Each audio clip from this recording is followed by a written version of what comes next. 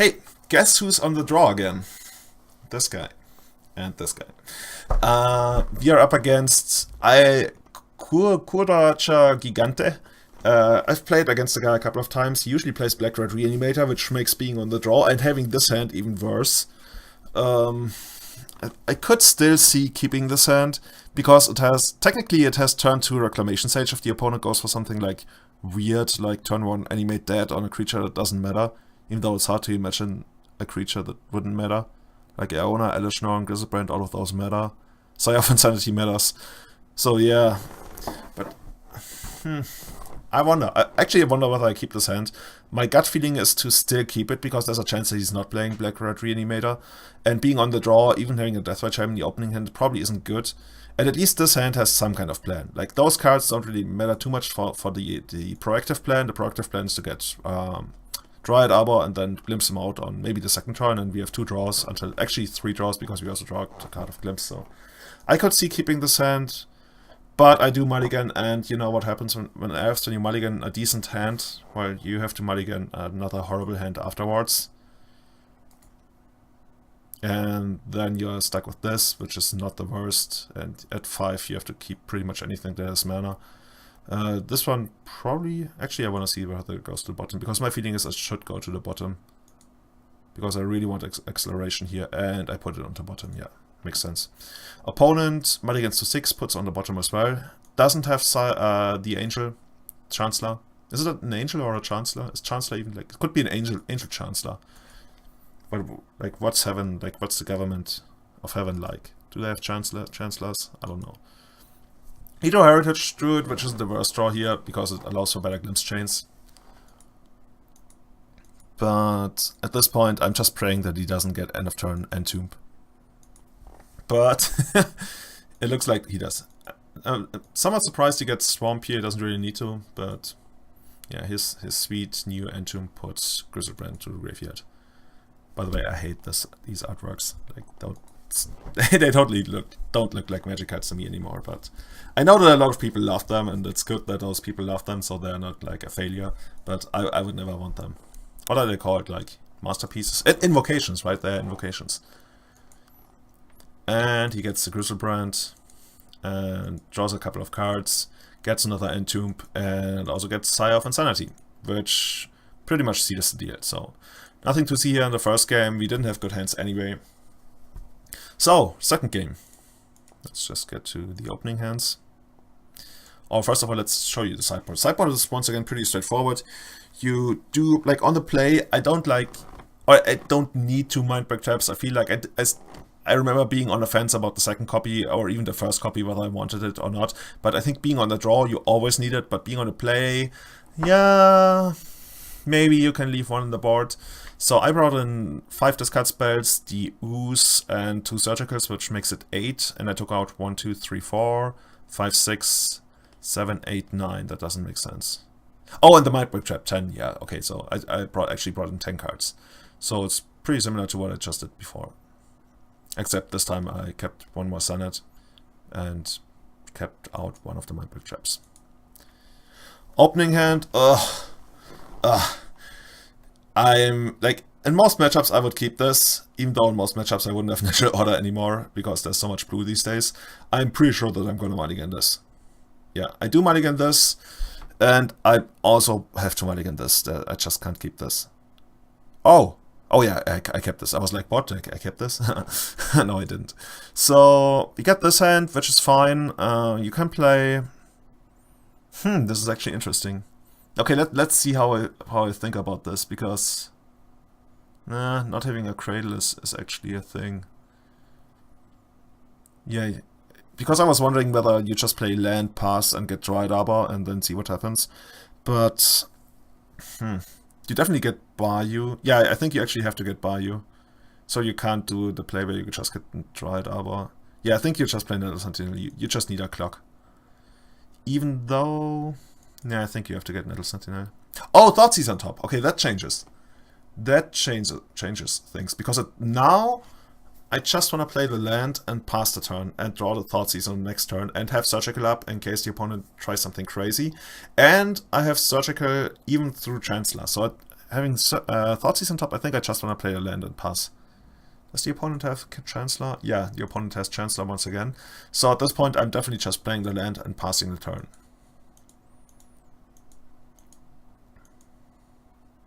Opponent's got nothing, which is great. He's like on the 8-card discard plan, which buys us a lot of time.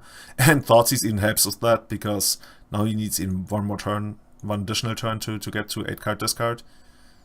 Oh, he doesn't. Yeah, I totally forgot about the Chancellor trigger. Good thing it's not right there in my face. I'm playing the Nettle Sentinel because it's the least valuable creature at this board. And I want to set up for Thoughtseize on the next turn. Basically, I'm taking the days from his hand. With the difference being that his days can actually attack me later on in the game. He goes to 8, he discards probably Griselbrand or something. I mean, that's the most likely thing to discard, right? Opponent. No discard, no. Oh, you should discard.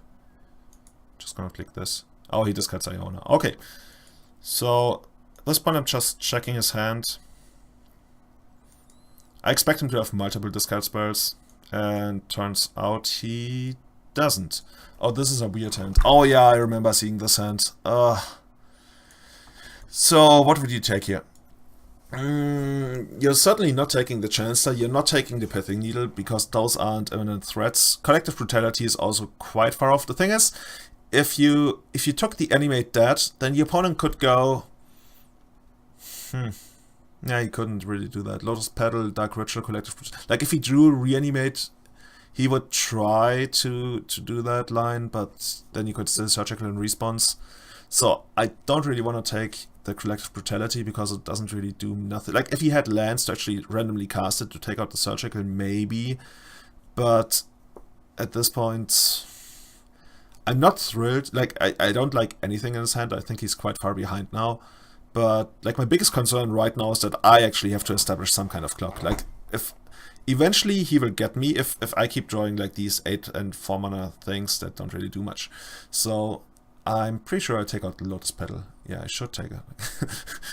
Look at me trying to piece together what I did just a couple of days ago. Anyway, I think I take out the Lotus Petal because then he needs to draw a land, and yeah, he needs to draw so many things, basically. He needs to draw another way to get a creature into the graveyard, and he needs to draw another another reanimation spell. So he needs to draw like a land. Oh yeah, you can see my hands, that's good. He needs to draw a land, something like Entomb, and another spell. And yeah, I really like that line. Yeah, I'm pretty sure I should take the Lotus Petal. I'm pretty sure I'm gonna take the Lotus. Yeah, I take the Lotus Petal. And now I just need to draw something. Like, it's unfortunate if he gets the needle on Deathwatch Shaman or something, if I can draw Deathwatch Shaman and Glimpse. See, this is one of those hands where Glimpse does nothing, and I'm pretty sure I'm gonna get the Senate for Dryad Arbor here, because that way any elf I draw on the next turn... Come on. Yeah. Any elf I draw on the next turn is gonna be live for Glimpse, especially if it's Quirion Ranger, and if it's Quirion Ranger it's even better, because it sets up Natural Order the turn afterwards. Opponent unfortunately goes for Dark Ritual here, probably for Collective Brutality to take out the Dryad Arbor, and... Oh no, he just... He like, bare bones naked, I don't know how you call that, like, for Iona. He wants his Iona, and he's not gonna get that. And at this point, what do we know about his hand? He doesn't have Dark Ritual anymore, he doesn't have Animate Dead anymore, so he's got like 4 cards that do pretty much like nothing threatening, and Iona, and we take out Iona. At least, oh, I I pressed F2 because I thought it was in the game. No, I'm not.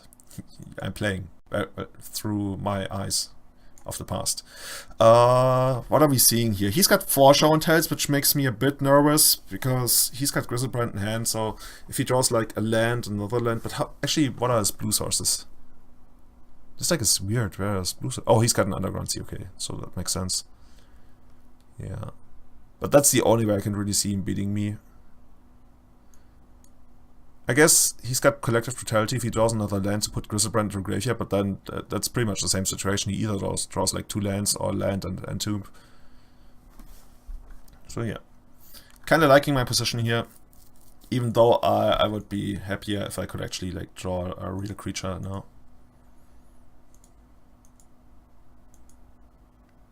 He plays this, probably... I'm surprised he doesn't name Deathwatch Shaman, even though I guess it kind of makes sense, because if I had Deathwatch Shaman, I would have played it on the last turn instead of the Dryad Arbor through the Senate. So it makes sense to name Scavenging Ooze, even though I'm still overall much more likely to just draw Deathwatch Shaman. But given the way things played out, and like me keeping this hand that does nothing, one of those cards could have easily been Scavenging Ooze. Because like those 3 cards are cards that do nothing on 1 mana. Unfortunately, they also don't do anything on 2, 3, or even like 4 mana if you don't have a creature. So he kind of read me for Scavenging Ooze, but turns out I don't have it. Even though I think, looking back, this actually makes much more sense than I back then in the game thought it would. And I'm pretty sure I'm just gonna cast Glimpse of Nature into Deathwatch Shaman here, because I just want to draw a land. I want to draw a land, and afterwards I want to draw another land, preferably. And I don't. But if I get to untap here, I'm feeling pretty confident. Especially if the opponent can't find a second land for his quest to get 3 mana and draw Show and Tell. Senate should be nice because it should get me Quirion range on this board. Pretty sure. I don't know, but sometimes you have to click that icon like infinite times. So basically what I want to do here is like tap these, get Quirion Ranger, untap this, replay this, tap this, cast this. I could even attack with Deathwatch Shaman if I really needed to, but that would only be 1 damage, and like tapping it with Bayou is 2 damage. Come on! I think I have to just fast forward the turn, but yeah, it's pretty much the way I expected it to play out. And now I have enough to kill him with Natural Order next turn, but he must have drawn Collective Brutality. And he did draw Collective Brutality. Interestingly, discarding 2 Grizzlebrands. So, had I not attacked with the Dryad Arbor, I could have actually taken out both Grizzlebrands. It's a bit of an awkward spot for me now, because if I don't kill him on the next turn, I could run into Reanimate for Grizzlebrand, which then could take the game. But let's see. I'm not even sure if I even take out Grizzlebrand here. I might as well just -2 him. Oh, I keep clicking the OK button. Yeah, I just -2 him. Because that way, when I attack next turn, I'm actually attacking for 4, I take him to 13. And if he reanimates Grizzlebrand, that's -8, so that's 5. No, that's... Yeah. I take him to 1, 2... Oh, but he gains life, yeah. So, he gains life up to 19. Yeah, and then next turn when I attack him for 4, he goes to 13. 15. He goes to 15. Yeah, I remember there being a reason. He goes to 15, and then if he reanimates Grizzlebrand, that's -8. So he's exactly on 7, so he can't draw anymore. That's actually the main reason why I did that. Apart from it being good in the first place, but I remember like actually running the numbers for a couple of seconds and thinking, oh yeah, that's actually much better.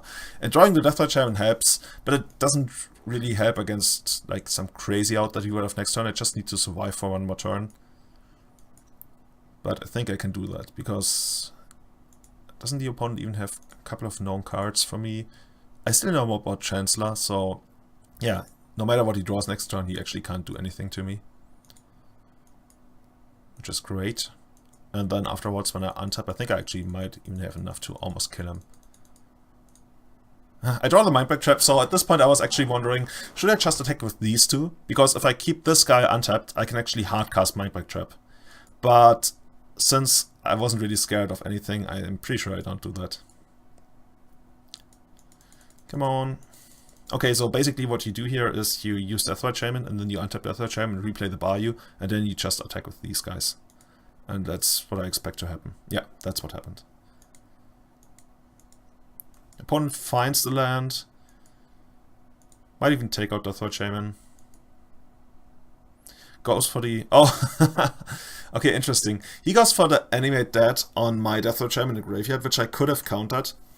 But I don't do it because I think I wasn't... Yeah, I should have been aware that there was a Chancellor in his hand.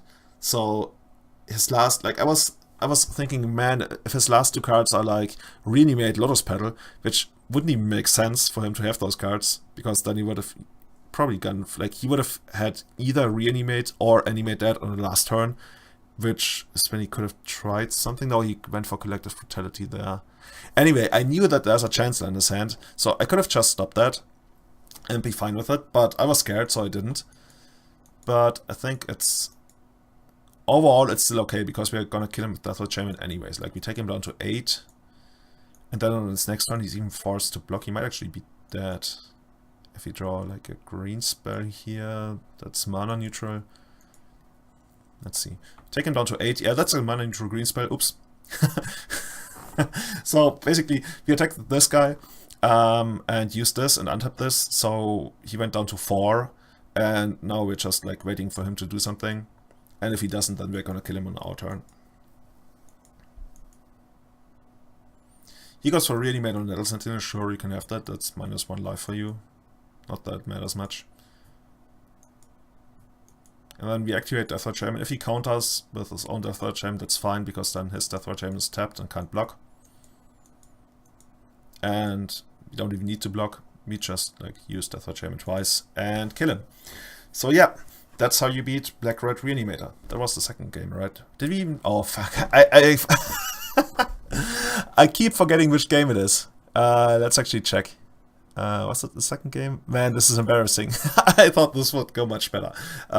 So if this is the third game, then I should have 2 mind... okay. Apparently I forgot to bring this one, and I definitely want this one over something like, I don't know, another Glimpse, probably. Yeah. So, third game. We actually have a chance to beat him, but being on the draw is super hard. But this hand is great. Like, once again, the only thing this loses to, is if the opponent has Chancellor. Like, Chancellor would be super unfortunate for us. But overall, it's like you can never mulligan this hand. Like, this hand has permanent hate, instant hate, mana acceleration, and a plan. Wow, like, this is like a 9 out of 10. It would only get better if you had 2 Surgicals to play around Chancellor. Opponent mulligans to 6. Keeps without a Chancellor. Actually, he keeps with a Chancellor. He shows us a Chancellor. Okay. So, what is 6 gonna be? He goes for the Lotus Petal. That can't be good for us. Like, this deck is crazy because even on mulligans to 5 or 6, it can do crazy stuff. He unmasks himself. Pitches Grizzlebrand. Oh, interesting. Huh. Honestly, I think... Oh, but he has to. Yeah, he has to pitch the Grizzlebrand because it has to be black. Yeah, okay. So basically what the opponent does is he unmasks himself, puts the Chancellor into the graveyard, and goes for the turn 1 Chancellor. Which, against most Legacy decks, should be pretty good, right? Like, especially after showing the turn 1 Chancellor as well, so you get, like... get to play around the Surgical. Like, against most Legacy decks, that must be, like, really good. Why not? So... At this point, I'm like, okay, how do I actually win here? The Surgical is pretty much useless. The only thing it does, it's like a Simian Spirit Guide that deals 2 damage to you. So I'm throwing it at the Chancellor, knowing that it will get countered, but at least that way, next turn, I can actually, like, cast Deathwatch Shaman. Or do I even cast Deathwatch Shaman? You could actually make a case for just fetching Dryad Arbor, because at this point, the main thing I want to do is to just get to Natural Order, using Gaia's Cradle. And let's see. Yeah, I still cast Deathwatch Shaman because it's better mana-wise, is it? No, it's not. Okay. Why did I get Dryad Arbor right away? Probably because I was just thinking about that it's actually better to get Dryad Arbor. Like, while I was fetching, I was like, oh, actually, I don't want Deathwatch Shaman. So, yeah. Actually, no. I am so stupid. I didn't play Deathwatch Shaman. Yeah, see, okay. I was like... You saw when I reached the conclusion, no, it's actually better to play Deathwatch Shaman. So I fetched and then was like, no, it's not, because he still does have Chancellor. So I can't even, I could play it, but it would get countered. So I just fetched Dryad Arbor. And then on my turn, I play the Cradle. And play the Nettle Sentinel, I think. Yeah, play a Nettle Sentinel, pay for the Nettle Sentinel. The reason being that I draw the Virtual Rangers. Which is another great... Actually, this is one of the best draws I could have had, I think. Heritage Shoot would have also helped. But, yeah, this is actually better than Heritage Shoot. Yeah, this is actually better than Heritage Shoot, because that way we get to cast this off Cradle next turn, then we have 2 mana. Whereas Heritage Shoot wouldn't provide any mana, so we, yeah, couldn't do anything. So this is really good. We can remove this, by the way. Opponent randomly fetches, because he doesn't want to draw like this land, but I think in a situation like this the damage is much more relevant. His Angel keeps crashing in, like turn 1 Chancellor on the play. How can that not be good, right? Thoughtseize doesn't really do anything, like except for like putting us dead next turn. So at this point we have to set it up in a way that the opponent dies to our natural order next turn. We're taking it down to 16, which is quite important because 16 is actually the number of damage, the amount of damage that you can do when you have 3 creatures and you sacrifice one of them to natural order and all of them with 1 point of toughness. This guy has 2, so we could attack for 17, but at least he's below 18, which is the most important thing. And now we just play Virtual Ranger and Deathwatch Shaman, and I think that's all we can do mana-wise. Yeah. So the opponent has only got a single card in hand, now he's got 2. So at this point I'm feeling really good.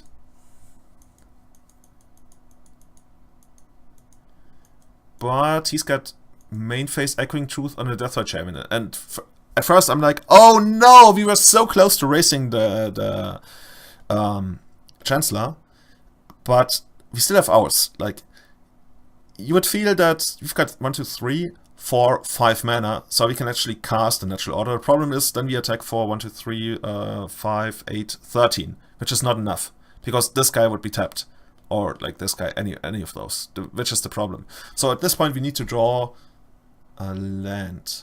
Yeah, a land. And, whoa, Elves strikes again, Elves draws the land, so lucky. He fetched Droid Arbor, sacrifice it, pay with the other Droid Arbor, so basically 5, and manage to beat the turn 1 Chancellor on the play. Not gonna lie, that felt really, really good. At least Carrier's trying to arrive. If Magic Online allows for it. I have to click this. So yeah, this felt really, really good. At this point we are 4-1. We would need, since we lost the first round, we still need 2 more wins to make top 8. But yeah, having come back from a turn 1 Chancellor, I feel like we can do anything. So see you next round. By the way, we won at 1 life. Oh, so cool.